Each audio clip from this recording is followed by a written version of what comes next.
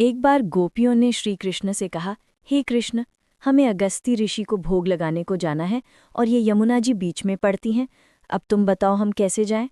भगवान श्री कृष्ण ने कहा, जब तुम यमुना जी के पास जाओ तो उनसे कहना कि हे यमुना जी, अगर श्री कृष्ण ब्रह्मचारी हैं तो हमें रास्ता दो। गोपियां हंसने लगी कि लो, ये कृष्ण भी अपने आप को ब्रह्मचारी समझते हैं। सारा दिन तो हमारे पीछे पीछे घूमता है, कभी हमारे वस्त्र चुराता है, कभी मटकियां फोड़ता है।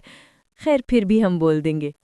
गोपियां यमुना जी के पास जाकर कहती हैं, हे यमुना जी, अगर श्री कृष्ण ब्रह्मचारी हैं तो हमें रास्ता दें। और गोपियों के कहते ही यमुना जी ने रास्ता दे दिया। गोपियां तो सन्न रह गई। ये क्या हुआ?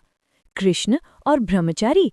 अब गोपियां अगस्त्य ऋषि को भोजन करवाकर वापस आने लगी तो उन्होंने अगस्त्य ऋषि से कहा, मुनिवर, अब हम घर कैसे जाएं? यमुना जी बीच में है। अगस्त्य ऋषि ने कहा कि तुम यमुना जी को कहना, अगर अगस्त्य जी निराहार है तो हमें रास्ता दें। गोपियां मन में सोचने लगी कि अभी हम इतना सारा भोजन लाई सो सब गटक गए और अब अपने आप को निराहार बता रहे हैं। गोपियां यमुना जी के पास जाकर बोली, हे यमुना जी, अगर अगस्त्य ऋषि निराहार है तो हमें रास्ता दें। यमुना जी ने उन्हें तुरंत रास्ता दे दिया। गोपियां आश्चर्य करने लगी कि जो खाता है वो निराहार कैसे हो सकता है, और जो दिन रात हमारे पीछे पीछे फिरता है वो कृष्ण ब्रह्मचारी कैसे हो सकता है। इसी उधेड़ बुन में गोपियों ने कृष्ण के पास आकर फिर से वही प्रश्न किया। भगवान श्री कृष्ण ने कहा, गोपियों, मुझे तुम्हारी देह से कोई लेना देना नहीं है। मैं तो तुम्हारी प्रेम के भाव को देखकर तुम्हारे पीछे आता हूँ। मैंने कभी वासना के तहत संसार नहीं भोगा। मैं तो निर्मोही हूँ, इसीलिए यमुना ने आपको मार्ग दिया।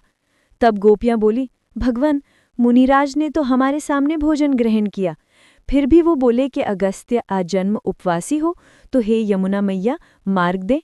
और बड़े आश्चर्य की बात है कि यमुना ने मार्ग दे दिया।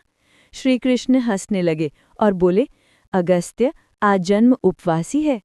अगस्त्य मुनि भोजन ग्रहण करने से पहले मुझे भोग लगाते हैं। उनका भोजन में कोई मोह नहीं होता।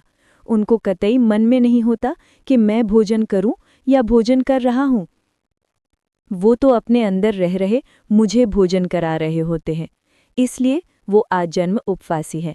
जो मुझसे प्रेम करता है, मैं उनका सच में ऋणी हूँ।